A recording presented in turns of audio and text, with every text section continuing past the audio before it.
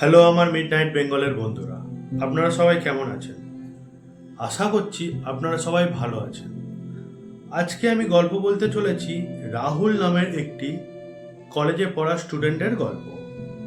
সে থাকতো একটি শহরে একটি ফ্ল্যাটে, কিন্তু রাহুল একদিন তার গ্রামে থাকা একটি বন্ধুর সাথে দেখা করতে যায়। ও দেখা করে কাজ কমপ্লিট করে বাড়ি ফিরবে, সেই টাইমটা অনেক রাত হয়ে যায়। ও তার বন্ধু বলে যে ভাই, আজকে রাতে তোকে যেতে হবে না, তুই আজ আমার বাড়িতে থেকে যা। কিন্তু রাহুল বলছে না ভাই, আজ আমার থাকলে হবে না, আমি থাকতে পারবো না। সে কোনো রকমে তার বন্ধুর বাড়ি থেকে বার হয়ে পড়ে। বাড়ি যাওয়ার জন্য বার হয়ে যায়, সে তো খুব ভালো কথা, কিন্তু তার বন্ধুর বাড়ি থেকে মেন রাস্তা পর্যন্ত 5 মিনিটের হাঁটা পথ। সে কোনো রকম পায়ে হেঁটে মেন রাস্তাতে এসে পৌঁছায়। ও 10-15 মিনিট রাস্তায় দাঁড়িয়ে থাকে, কিন্তু কোনো রকম কোনো গাড়ি বাস কিছুই আসে না। সে চিন্তায় পড়ে যায়, ভাবছিল হয়তো এই রাতে বন্ধুর বাড়ি কাটিয়ে নেওয়াই ভালো হবে। সে ভাবছিল যে আমি কি এখন ফিরে যাব বন্ধুর বাড়িতে, এমন ভাবছিল। সেই টাইমে হঠাৎ দূরে কুয়াশার মধ্য থেকে একটি লাইট দেখা যায়। সেই লাইটটি ধীরে ধীরে বড় হতে থাকে। ও তার সামনে এসে দাঁড়ালো। সে দেখলো পুরানো একটি বাস এসে দাঁড়িয়েছে। কোনো ব্যাপার নয়, সে কোনো টাইম নষ্ট না করে বাসে উঠে বসে পড়ে। এমন সময় বাসটি চলতেও শুরু করে, ভালো কথা। চলতে চলতে সে জানালার বাইরে দিয়ে লক্ষ্য করে যে রাস্তা দিয়ে যাচ্ছে সেই রাস্তাটি তার অপরিচিত। সে এর আগে কোনোদিন সেই রাস্তাতে আসেনি।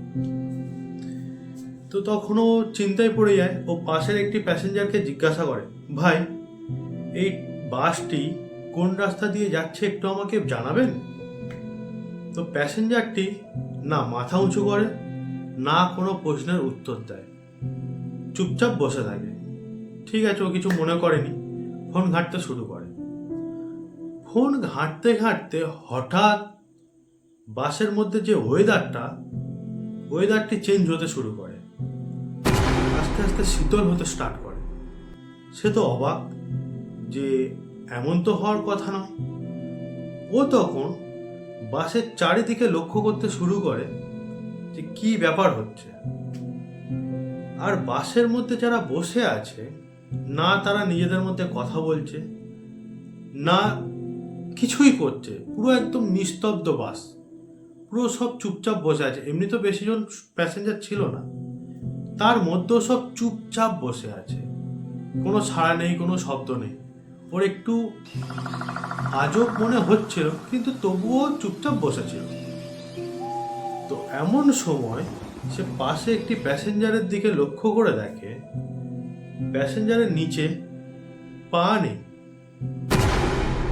ও তো প্রচণ্ড জোরে ভয় পেয়ে যায়।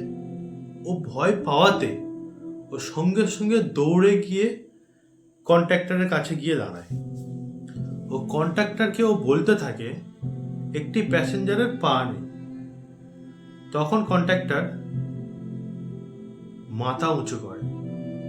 ও তখনও কি দেখলো যে কন্ট্রাক্টরের চোখ সম্পূর্ণ সাদা। ও যে প্রচন্ড ভয় পায়, ও চারিদিকে দেখতে থাকে। দেখলো যে বাসের মধ্যে যে পরিস্থিতি সম্পূর্ণ পাল্টে গেছে। প্রত্যেকটা মানুষের মুখে একটি হাসি, সামান্য হাসি, আর প্রত্যেকের নাই কপালে কাটা, কারোর চোখ নেই, কারোর মুখে কাটা, আর হাসছে। ওইটা দেখে প্রচন্ড ভয় পায়। ও কন্ট্রাক্টর বলতে তখন থাকে যে এই বাসে যারা ওঠে সেটাই তাদের লাস্ট যাত্রা হয়। ও শুনে ও কি করবে বুঝতে না পেরে সোজা ঝাঁপিয়ে পড়ে দরজা দিয়ে। ও রাস্তাতে এসে পড়ে, ও জ্ঞান হারায়। তারপর ওর আর কিচ্ছু মনে নেই। যখন চোখ খোলে সকালবেলা, ও দেখে যে একটি ভাঙাচোরা বাসের পাশে সে পড়ে আছে। ও কোনো রকমে উঠে দাঁড়ায়, ও চারিদিকে দেখতে থাকে যে দূরে কিছু মানুষ দাঁড়িয়ে আছে। ও ছুটে তখন ওদের কাছে যায়। ও গিয়ে জিজ্ঞাসা করে যে ওই বাসটির সাথে কি হয়েছিল।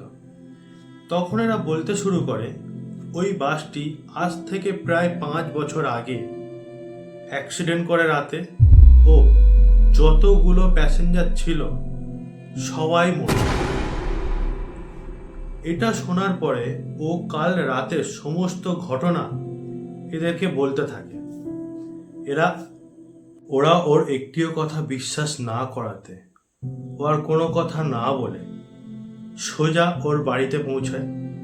ও বাড়িতে এসে ফ্রেশ হওয়ার জন্য যখন জামা প্যান্ট চেঞ্জ করছিল তখন ওর পকেটে ওর হাত যায়।